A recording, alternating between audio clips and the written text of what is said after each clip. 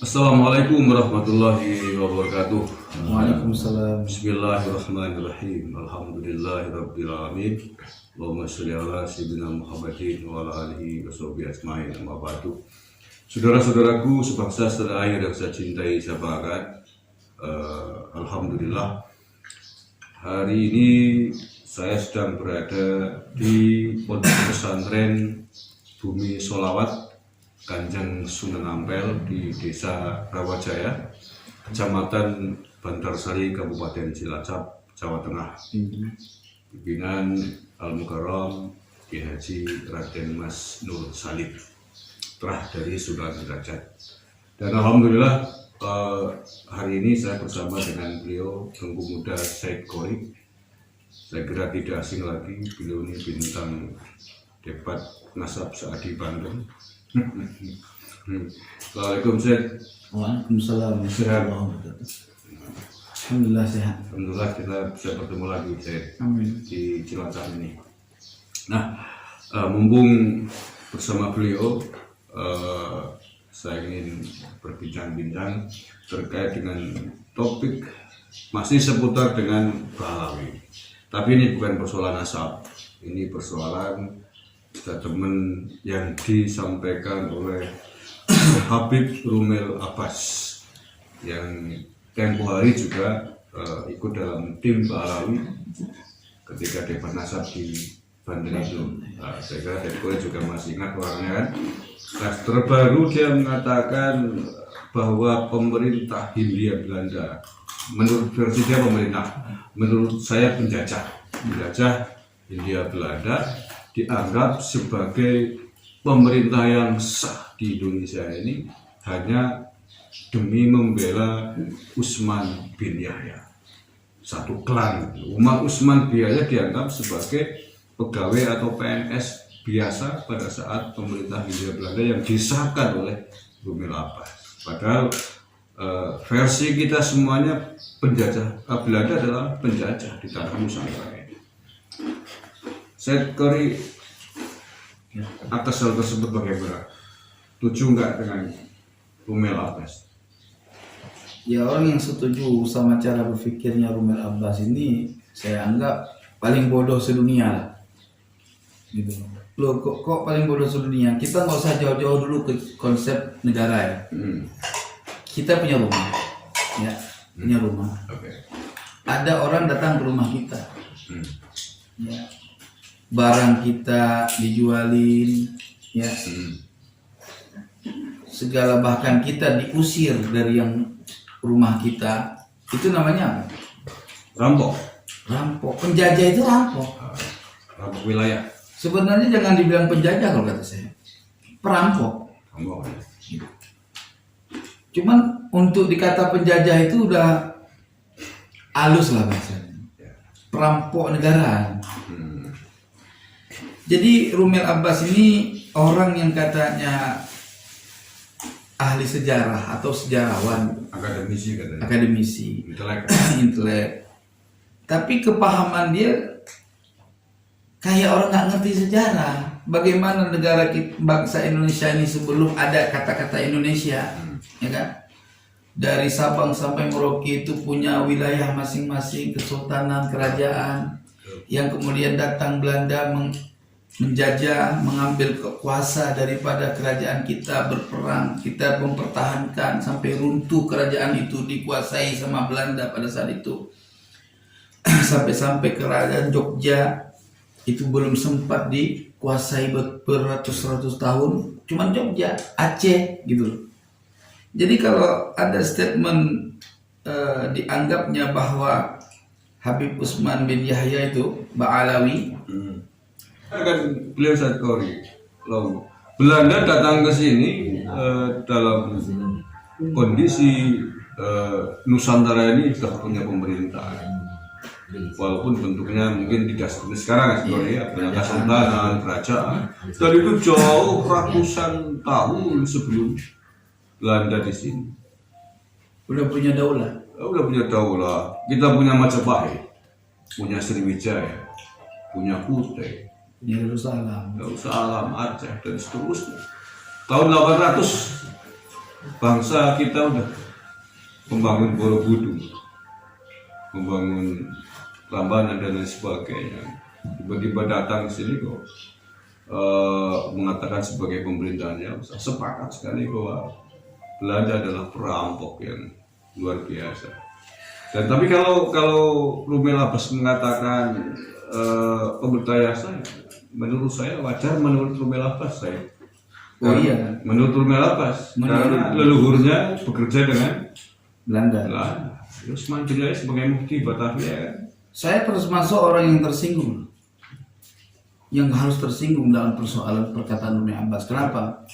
Karena kakek kami itu ada yang mati di tangan Belanda, syahid, Gimana ceritanya itu? Pangnanggro. Jadi beliau ini kan sampai di tiang diikat di tempat umum, di tiang gantungan, ditembak, jebret sama Belanda. Termasuk Cunya Mutia, ya. Mereka menumpahkan darahnya melawan penjajah Belanda. Apakah mereka bodoh? Ya. Hah? Justru otak yang lebih bodoh dari bangsa yang terbodoh. Mereka yang mengakui penjajah Belanda ini sebagai pemerintahan yang resmi, gitu. Berarti Rumel Abbas ini nggak ada jiwa nasionalisme pada dirinya, nggak ada jiwa kebangsaan pada dirinya. Yang ada mungkin jiwa apa ya? Anda? Jiwa penjilat. Ya karena tadi leluhurnya. Harusnya ya kalau mau bela Usman bin Yahya, ya jangan sampai segitunya gitu. Ya jangan menafikan sejarah. Sebab perang Aceh itu atas maklumat fatwa Mufti Betawi. Ya. Itu kan banyak itu tentara-tentara bayaran, tentara-tentara rakyat Indonesia yang menjadi bagian dari company pada saat itu, Ya. diutus untuk ke Aceh, diadu domba itu. Itu atas berkat fatwa Usman bin Yahya. Ya, sekedar mengingatkan, mungkin ada yang belum melihat, mendengar, atau sekedar mengingatkan kembali bahwa Usman bin Yahya pada sekitar tahun 1890-an pasca geger Cilegon Banten, geger Cilegon itu kan 1888, mengeluarkan fatwa bahwa perjuangan para ulama Nusantara ketika itu termasuk Syekh Abdul Qadir Banten dan pengikutnya dianggap sebagai pemberontakan dan perang yang batil lah, bukan perang jihad. Padahal ulama kita ketika itu perangnya adalah perang sapi, perang jihad, dan itu sudah dikobarkan semenjak Pangeran Diponegoro. Pangeran Diponegoro 1825 sampai 1830 itu sudah mengobarkan perang sabil atau perang jihad melawan penjajah Belanda. Lah, apakah perang Pangeran Diponegoro, apakah Syekh Abdul Qadir Banten dan ulama-ulama Nusantara ketika itu bodoh sehingga kemudian disalahkan oleh Rumel Abbas bukan sebagai sebuah perjuangan, tapi dianggap sebagai pemberontakan? Ini kan kurang ajar menurut saya Rumel Abbas ini. Bukan kurang ajar lagi. Kalau saya sebagai pemerintahan itu harus dipenjara. Gitu ya. Mudah-mudahan ini negara Emang dia serius. sebagai apa sih kok lari-larinya ke situ sih? Bahasanya kan nasab sebetulnya. Kenapa lari-lari ke situ gitu? Nggak tahu. Ya mungkin dalam rangka membela itu Usman bin Yahya. Apa ada pesan sponsor dia suruh bilang begitu kali? Perlu diduga. Patut diduga. Jadi bisa patut diduga. Patut diduga. Takutnya ada sajen gitu. Sampai ya sebenarnya dia tahu. Saya yakin dia ini tahu, udah offset deh. Dia sendiri tahu. Ya patut diduga ada pesan sponsor itu saya. Iya. Karena sejauh ini yang saya lihat, saya pantau semenjak polemik dasar ini bergulir, saya belum pernah melihat satu habib pun dari yang keras sampai yang halus yang tidak memuji Usman bin Yahya. Nah, kalau Rumel Abbas ikut memuji, ikut membela Utsman bin Yahya, mungkin karena bagian satu klan. Pemikirannya. Saya ingin nyampaikan gini, Utsman bin Yahya itu nggak lebih daripada orang biasa lah, ulama biasa menurut saya. Apa hebatnya? Kitab karangan dia Arab Melayu semua. Yang kitab Arab asli itu nggak masyhur kalaupun ada. Jadi kalau dibilang karomah pun nggak ada karomah. Buktinya kalau sekali Utsman bin Yahya kalau dianggap ada karomah, jelas mewujud karomah. Berarti kenyataannya ketika dia menjadi prajurit Belanda, menjadi petinggi Belanda pada saat itu, ya saya takut salah ngomong kasar kan, karena setidaknya ada ilmu agama lah pada diri yang disebut dengan Habib Utsman bin Yahya. Kalau dibilang antek mungkin agak terlalu kasar kali ya, tapi walaupun memang bagian daripada itu nggak bisa kita tolak omongan itu orangnya, fakta dan kenyataannya itu. Ya karomahnya mana? Waktu ketika menentukan kiblat masjid di mana dia bangun aja itu kan datang Tuan Syekh Nawawi Al-Bantani itu kan terjadi perdebatan secara ilmiah sampai nggak mau ngalah. Ujung-ujungnya Tuan Syekh Nawawi Banten memperlihatkan karomahnya, menunjukkan pada jalur ini apa? Lengannya ini untuk dilihat ke arahkan kiblat begitu. Coba lihat di sini saya, gitu kan? Tampak Ka'bah langsung. Itu menunjukkan mana apa? Ketinggian derajat makamnya Tuan Syekh Nawawi Al-Bantani itu masya Allah gitu. Dapat membuktikan kecerdasan ulama Nusantara gitu. Yang bukan berbackground Yamani gitu. Jadi ya ini kita terus terang aja ya. Kita harus bangkit. Ini persoalan-persoalan penjajahan modern bisa terjadi. Saya khawatir orang-orang Yaman ini ingin menguasai Republik Indonesia secara halus, tapi pasti dengan bermodalkan membawa nama-nama Nabi, Juriyah. Orang Islam ini di Indonesia ini kalau udah bilang Juriyah Nabi kan udah Allahumma anta salam, udah ampun udah. Maka dari sebab ini ya kita harus bongkar terus masalah nasab Alawi ini sebagai nasab yang palsu gitu. Apapun ceritanya. Dan satu lagi saya, selain pembelaannya terhadap Utsman bin Yahya yang mengatakan bahwa Belanda penjajah ini dianggap sebagai pemerintahan yang sah, dia juga merendahkan Bung Karno menurut saya. Karena Brumel Abbas ini mengatakan bahwa Bung Karno itu enggak keren-keren amat. Bung Karno itu orang biasa aja, hanya dikelilingi oleh orang-orang bodoh. Itu yang saya nggak sanggup dengar tuh, dikelilingi oleh orang bodoh gitu aja. Padahal kalau dia mencinta Ba'alawi, ya berarti dia sama dengan mengatakan Habib Salim bin Jindan bodoh.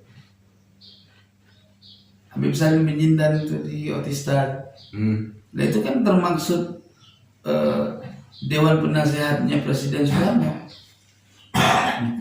pada masa itu. Ya bukan Habib Salim bin Jindan doang, banyak ulama-ulama lain yang ikut andil tuh. Ingat juga ketika Soekarno ingin, kan dia presiden sementara waktu itu. Ya Bu, ya ini konteksnya sebelum kemerdekaan. Iya. Jadi Brumel Abbas ini mengatakan itu dalam konteks sebelum kemerdekaan, sampai kemudian memproklamasikan kemerdekaan. Nah, Bung Karno dinilai oleh Brumel Abbas sebagai orang yang biasa aja, nggak keren-keren amat, nggak pinter, tapi hanya dikelilingi oleh orang-orang yang bodoh, yang tidak bisa membaca. Loh, padahal kita tahu sebelum proklamasi kemerdekaan 17 Agustus 45 itu ada beberapa tahapan. Ada panitia kemerdekaan PPOPKI, panitia 9, di situ ada Muhammad Hatta, ada M. Yamin, ada Kiai Wahid Hasim, ada Ki Bagus Hadikusumo dari Muhammadiyah dan seterusnya. Itu orang bodoh semua. Itu dianggap bodoh. Itu kan offset. Berarti cuma dia yang pintar. Itu kan menyakiti kita semua, anak-anak bangsa. Yang itu dia sudah meremehkan daripada perjuangan orang-orang terdahulu.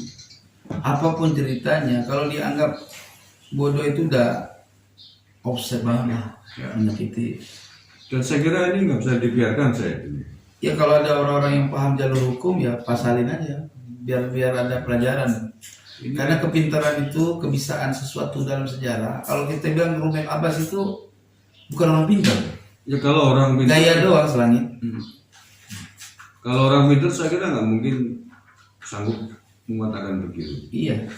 Bahwa Bung Karno ketokohannya diakui di luar negeri sebagai presiden pertama Indonesia. Sampai dikatakan orang-orang biasa, lalu Rumi Abbas bisa apa dibanding Bung Karno? Jasanya apa gitu dibanding Bung Karno? Bisa nyap-nyap doang, buktinya nggak ada.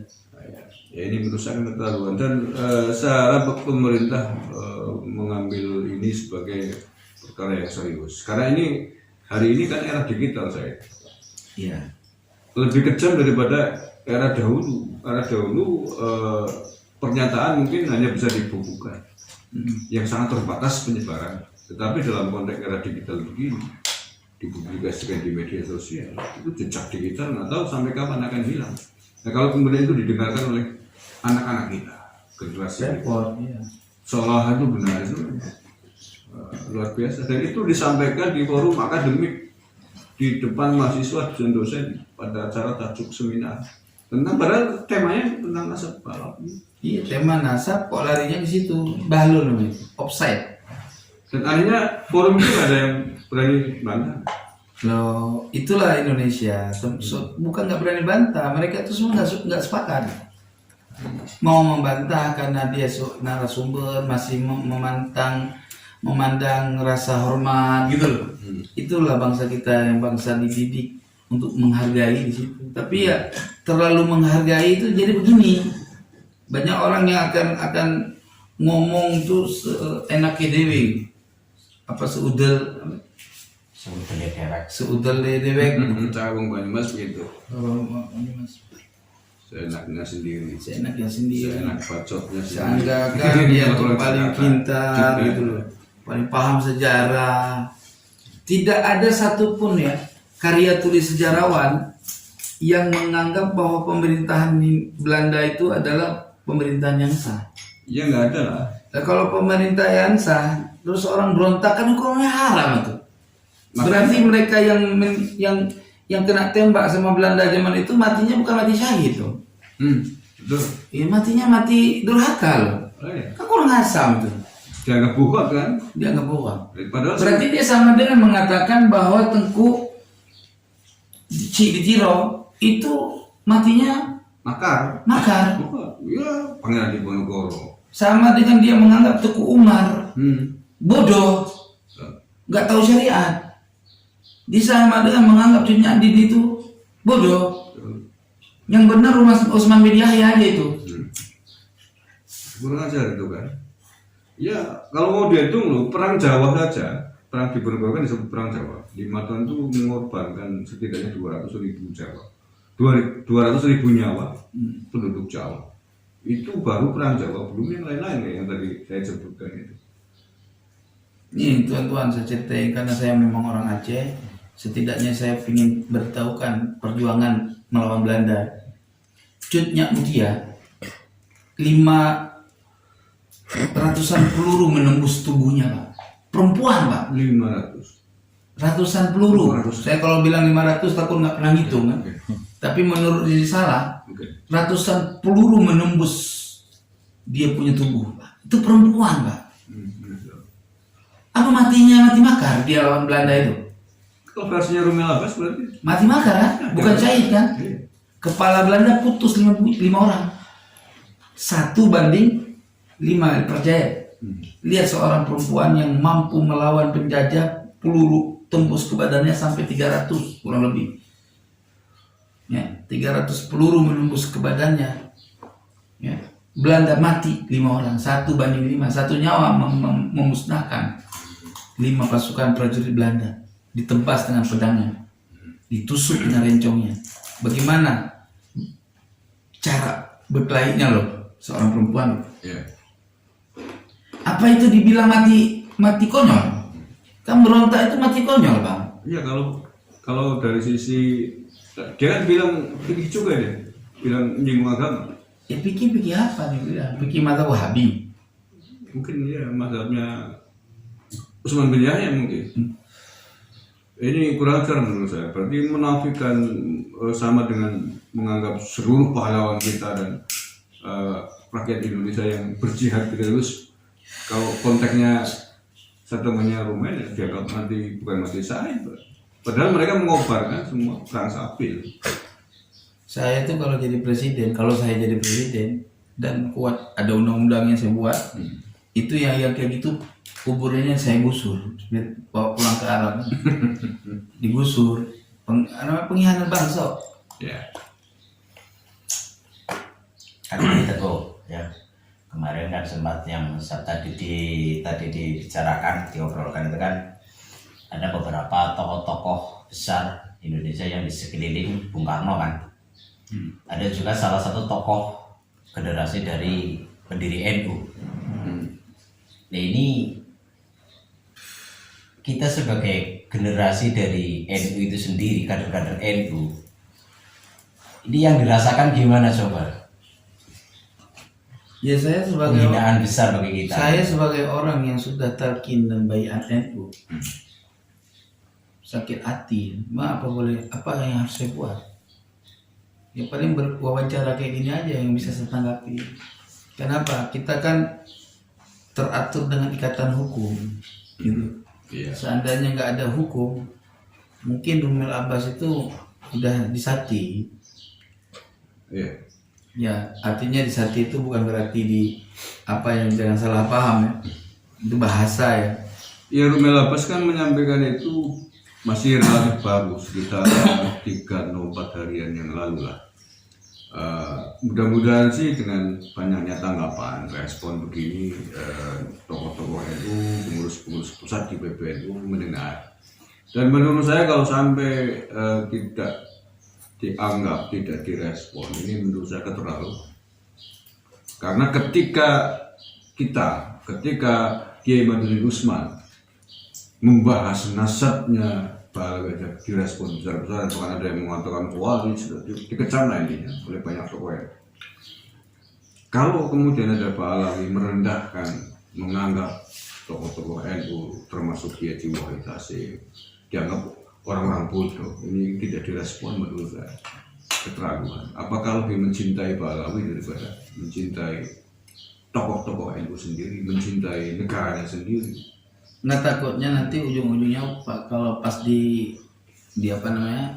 digugat, jawabannya kayak kemarin terjadi di Banten. Ada jawaban yang tanpa disadari, dijawab begini, saya kan diperintahkan, gitu. Takutnya ke situ. Nah kan akan bertanya siapa yang merintahkan kan gitu. Siapa yang merintahkan? Gitu. Apa? Yang merintahkan siapa ya? Wallah alam. Kan enggak sore kan. Kinayah itu kan mengandung makna kan. Terdesak tidak sadar dia, ternyata ada yang memerintahkan. Ada yang Jadi nanti ujung-ujungnya saya kan disuruh kalau bahasanya gitu loh. Jadi aduh, ini si Rumel Abbas nih, ya, apapun ceritanya minta maaf juga nggak kelar. Nggak, menurut saya terlalu besar menurut saya dosanya. Karena menganggap ratusan ribu bahkan jutaan pejuang yang gugur di medan perang melawan Belanda dianggap. Luar negeri aja kalau ada statement terhadap misalkan ya di Afghanistan yang dulu mereka ribut kan melawan pemerintah mereka sendiri. Yeah. Terus ada statement menghina kayak gini, ya mungkin udah nggak tahu. Allah manta salam lah. Ini negara kita ini masih sangat. Tapi ingat, saya sampaikan kepada pemerintah, kalau orang-orang kayak gini nggak ditanggapi secara serius terhadap hukum, saya takut akan muncul orang lain lagi yang seperti ini. Gitu. Dan yang kita khawatirkan adalah pengadilan, karena nggak sabar gitu loh. Ini kan berbahaya dan jangan sampai terjadi lah ada pengadilan. Ini sama dengan pembohongan sejarah. Ya. Tapi aneh saya terus terang. Bani Ba'alawi ini suka kali pembohongan sejarah itu tujuannya apa sih? Segala merdeka dia yang andil di situ, ya. Kakek-kakek kami berjuang sampai tetesan darah penghabisan. Bahkan ada dari kakek saya nggak dimasukkan dalam buku sejarah dan kuburannya nggak dianggap kuburan pahlawan, tapi darahnya mengalir untuk membela negeri ini, memerdekakan negeri ini. Nggak ada nama. Kakek dia yang dianggap pahlawan, lucu. Oke, saya kira mungkin sementara itu dulu kita tanggapi Rumel Abbas dan kita akan melihat. Ya sebetulnya sebentar saya potong dulu. Oke. Tolong semua bangsa Indonesia yang masih memiliki jiwa kebangsaan, bergabunglah dalam hal ini terhadap statement Rumel Abbas. Bersatulah dan sampaikan ke pemerintah, bikin laporan aja. Gitu ya. Bikin laporan. Iya. Ya mudah-mudahan ada, kita kan nggak tahu jalur hukum ya. Mudah-mudahan ada jalur hukum yang membuat dia mendapatkan pelajaran di balik statement dia, supaya besok-besok dia itu tidak terlalu berani dalam mengungkapkan sesuatu yang melanggar aturan sejarah, khusus sejarah bangsa ini gitu. Sebab dengan statement dia itu jelas sangat merendahkan perjuangan kakek moyang kita. Ya, darah mereka diperjuangkan. Karena ingat Undang-Undang Dasar Republik Indonesia tahun 1945 dengan ini menyatakan kan gitu, bahwa kemerdekaan adalah hak segala dan bangsa. penjajahan di atas Dunia harus dihapuskan. Jangan dianggap penjajahan itu pemerintah. Betul, sepakat. Rumel Abbas kalau hidup di zaman penjajah, malah dia jadi antek Belanda itu. Ya pasti. Kalau kita jadi pejuang, kalau dia jadi antek Belanda. Dan dia kan ngomong bahwa melihat sejarah itu harus dilihat sesuai dengan konteksnya. Jangan melihat sejarah dulu dengan kacamata sekarang. Nah oke lah kalau kita melihat kacamata dahulu. Contohnya pada saat Pangeran Diponegoro. Pangeran Diponegoro pada saat itu melihat Belanda sebagai penjajah, maka perangnya judulnya Perang Sapil. Nah apakah Rumel Abbas menganggap ini Pangeran Diponegoro sama? Saya takut Rumel Abbas nih ngomong kayak gini ada sanad ilmu gitu, nggak murni dari pemikiran dia. Tapi ini akan terungkap kalau dia dipasalkan. Itu ya. Iya, kalau dipasalkan nanti kan ditanya dari siapa kamu, apakah ada yang nyuruh. Nah gitu loh. Okay. Nanti akan keluar nih, oh saya disuruh sama si Anu gitu kan. Nah terbongkar itu, Bang. Jadi ya apapun ceritanya kita sayang sama dia sebetulnya, sama Rumel Abbas, ya nggak? Tetapi persoalan ini harus diungkap. Apakah ini murni dari pemikiran dia, ataupun memang ada sanadnya? Ada yang mesan. Ada pesan sponsor gitu. Nah kalau memang murni dari pemikiran dia, kita kasih tahu bahwa pemikiran itu salah besar, dan bisa menjadi efek imbas kepada dia melanggar hukum. Ya, harus dipasalkan juga. Tapi kalau dia berasalkan dari sanad orang lain, dua-duanya itu kena. Siapapun harus kena. Ya. Itu udah merendahkan Dan penghinaan yang luar biasa kepada seluruh pahlawan kita. Iya. Seluruh pahlawan nasional yang gugur melawan Belanda. Dianggap sebagai melawan pemerintah yang sah, dianggap sebagai pemakar, dianggap sebagai pemberontak. Ya dalam konteks aswaja kita kan haram. Nah, ini dampaknya bisa melebar kemana-mana nih Rumel Abbas. Saya tidak tahu, sampai hari ini saya cek Rumel Abbas belum ada permintaan maaf. Dan mudah-mudahan tokoh-tokoh bangsa kita hari ini Nggak usah minta maaf dia. nggak usah ya. Ngapain dia minta maaf? Itu kan ideologi dia. Ya kita sebagai anak bangsa pasalkan.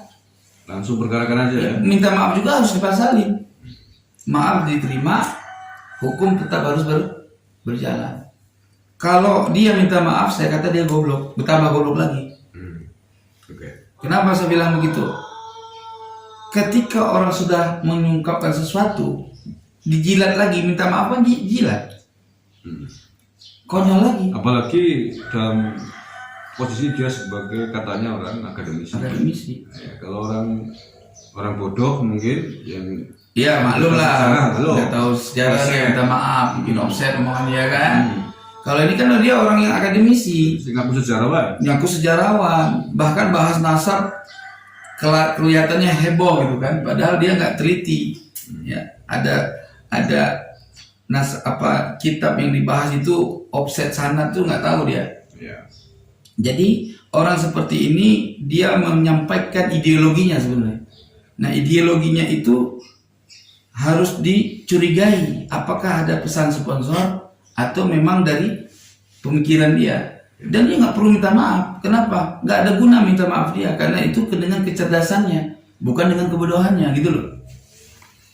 Oke. Apapun dia sekarang nggak minta maaf, ya kita nih ya, giring orang-orang seperti ini kepada jalur hukum. Mudah-mudahan ada yang mau memproses ke jalur hukum. Karena ini juga pelecehan, penghinaan yang luar biasa kepada para pahlawan kita yang sudah gugur. Ya Ahok aja bisa digiring ke hukum gara-gara offset dia bicara tentang Al-Quran kan. Ya nggak berhak dia, bukan